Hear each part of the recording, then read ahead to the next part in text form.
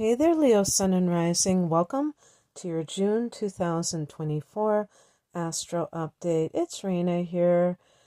And so this is Gemini season as the month of June begins. And Gemini is a friendly angle to Leo, whether it's your sun or ascendant. This is called a sextile. And it is cooperative energy for the different things you want to do. The sun is in your 11th house, and Mercury goes here on the 3rd. The 11th house, in terms of other people, involves groups and friendships that you have. It also involves your hopes and your dreams, your long-range goals, some people call them. But it's also your gains. So there can be a financial component to the 11th house. Ever since I heard about that, it held more interest for me because, quite frankly, just talking about,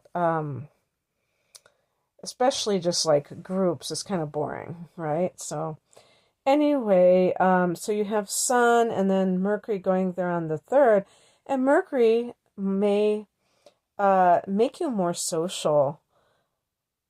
Not that, the typical Leo person needs to be social, that's for sure. But you might be doing it intentionally. Maybe you're networking for some reason, for a good cause, or as part of your career, your business.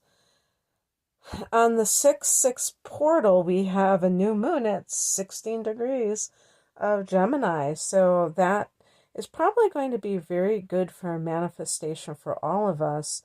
And for you, this new moon is falling in this 11th house. So you may have heard from other astrologers that there's something you can do when there's a new moon in your 11th house, which is write down 40 wishes. And it's supposed to work really well because it has been said that the 11th house is the luckiest house. Now, I've always thought that the 9th house is because that is Sag's domain. But I've also heard that the 11th house is good for that. So try to do it. I tried to do that once and I couldn't think of 40 things, but they don't have to be major things. It might just be something you want to buy. So you can have loftier goals, but you can have very easy to manifest types of goals as well. And this can bring new people into your life. This can bring a new level of abundance from your career, your business into your life.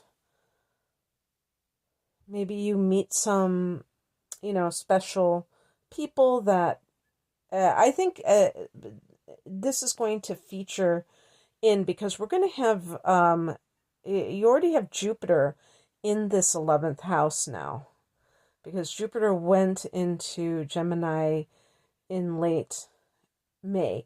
I don't really, I have to say that I'm recording this in early May. I really don't like to pretend that something has passed when it hasn't. So if you're listening in May, it's going to be May 25th.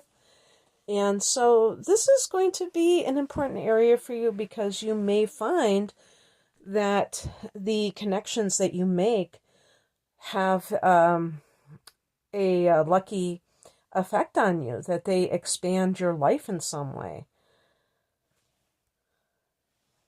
On the 9th, Mars goes into Taurus, a fellow fixed sign. So for Leo, this is your career sector. So I'm a dot connector. So I tend to see things as being connected here. So whatever's going on in your 11th house, I wouldn't be surprised if it also impacts your 10th house. So with Mars going into your 10th house, this can make you very driven, Leo. Again, I think a lot of Leos are ambitious and even tenacious because you are a fixed sign. I call like Mars and Taurus or all the fixed signs that are in when Mars is is in a fixed sign is like the bulldozer effect, where the person is fixated on a goal. And it's like they will, it's almost like imposing their will on the universe to make something happen. So I'm not necessarily saying that's even a good thing sometimes, because sometimes we have to kind of we always have to kind of work with what we're given. We can't just push all the time.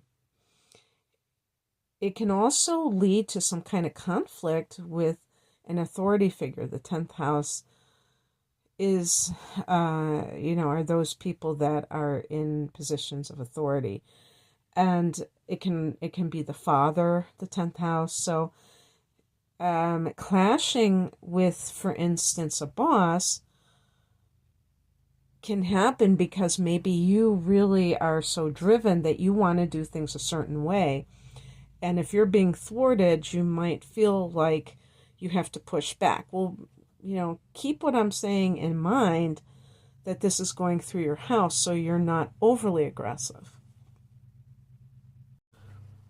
And then we start to see some activity going on, being generated in the 12th house.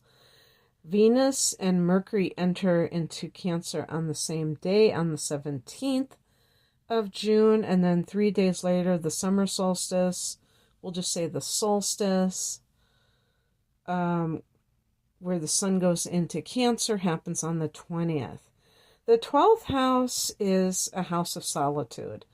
During your month leading up to your solar return, so it's this time every year the sun goes into that 12th house, and it can be a beautiful effect at the time of the solstice, because you can have this very spiritual, maybe a very spiritual experience. And at this solstice, you will have 3 planets there at that time. And you may feel the urge to, I was going to say go into nature, but it's not specifically about the 12th house, but just this feeling of reverence and being like the hermit. This is a hermit house where you typically are very extroverted, but now you feel this desire to go within. So if so, honor that if that feels good for you. Venus in the 12th can be some sort of clandestine type of love situation, but it doesn't have to be necessarily cheating. It can be simply because Mercury is going on the same day, so they're very close together there. It might be that you're talking to somebody that you have feelings for, and maybe there are extenuating circumstances, but maybe you haven't, done anything about it. It can also be realizing that somebody is your soulmate. Mercury in the 12th gives you a lot of psychic insight. And, so then on the 21st, we have a full moon at 1 degree of Capricorn, and this is the opposite house of the 12th, which is the 6th house.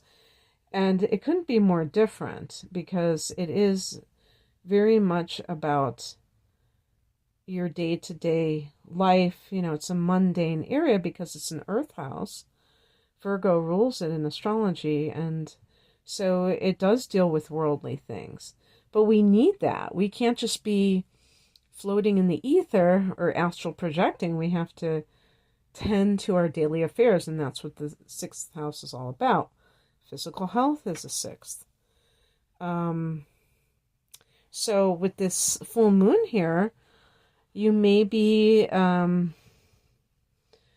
inspired to purify yourself in some way, whether you're fasting for the full moon, or you are, I don't know, maybe you're realizing some things about your health. this can be some sort of ending of a job, and it might be that you are getting some spiritual download into what it is that you want to do to serve other people, which is sixth house, can be work or service to others. But I really sense like a practical type of any kind of revelation you have may be something that you can practically apply to your daily life, because not only is this an earth house in astrology, but you have it in Capricorn, so that doubles that groundedness. And then on the 29th of the month, so right before the end of the month, Saturn goes retrograde at 19 degrees of Pisces. And for Leos, this is your 8th house. So Saturn in the 8th, what has that been like for you? Well, let's see. I'm trying to remember because I did have Saturn in my 8th not too long ago. But anyway, the 8th house is the house of metaphysics and other transformative practices. It's the house of death, the ultimate transformation. It's the house of the shadow and shadow work. So definitely when Saturn goes through one of these types of houses, like a water house, like the 8th house is, it can really shatter our illusions about certain things that we may have.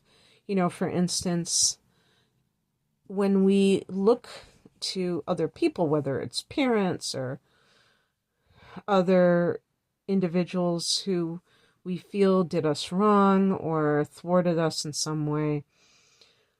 And, Saturn is all about accountability, responsibility. So when Saturn goes retrograde, it's like looking within. So the 8th house can be shared resources too. When Saturn is in the 8th, you may be more, if you are coupled, you may be more, if you want to call it saddled. That might be a negative way of looking at it, but you might be called to share more of the financial responsibilities within the relationship. Maybe your significant other loses their job, and so you have to step up to the plate and take over more of the bills. But also any kind of debt. The 8th house can be that. Maybe you have to pay that off. Saturn can be about duty, responsibility. And yet, when Saturn goes retrograde, it's also looking at it from the inside. So if you're tempted to blame your partner for their spending habits, you might have to kind of look at yourself. The typical Leo person is very generous, okay? And maybe to a fault. There is such a thing as generous to a fault. So if you have kind of given free rein to a partner or somebody that you have maybe even been dating and not that long, and that person has, abused your good nature in this regard, look to yourself. Like, how have you approached this issue and why? Sometimes when people are generous, there are invisible strings attached. Not always, but sometimes. And it's important to give freely, but it's also important to give wisely, in my opinion, and not indiscriminately. Because sometimes people are not coming from a sincere place, and it can actually, not only can it make somebody lose some of their money, but it can actually attract a lower caliber human being, because those kinds of people who are very materialistic, they're going to be just, using others, and they don't have any intention of giving back. It doesn't have to be financially, but giving back emotionally or anything else. They're just kind of, parasitical in nature. And those kinds of people, it's not to say that they're not God's children, but they are problematic in other people's lives. That's where I'm getting at. And so you actually protect yourself in more than one way when you're able to weed out such people. You may have been tasked to deal with your parents' estate in some cases, and there may be something going on right now where you're being challenged and your authority is being revoked, or maybe this is just a temporary thing. Again, with Mars in the 10th house, if this is even with with your father, like kind of saying, no, I don't want you to do this. You have the opportunity to be the bigger person and to keep your cool. To keep that Leo ego in check, in other words. So anyway, that's what I have for you. I hope that this resonated. If you would like a private reading, I'm promoting my double astrological readings that are an hour of natal chart analysis, an hour of transits for a special price. It's called my deep dive reading. I'm going to link that below, and that will take you to my, my website in general, where I have all kinds of readings like love readings and career readings.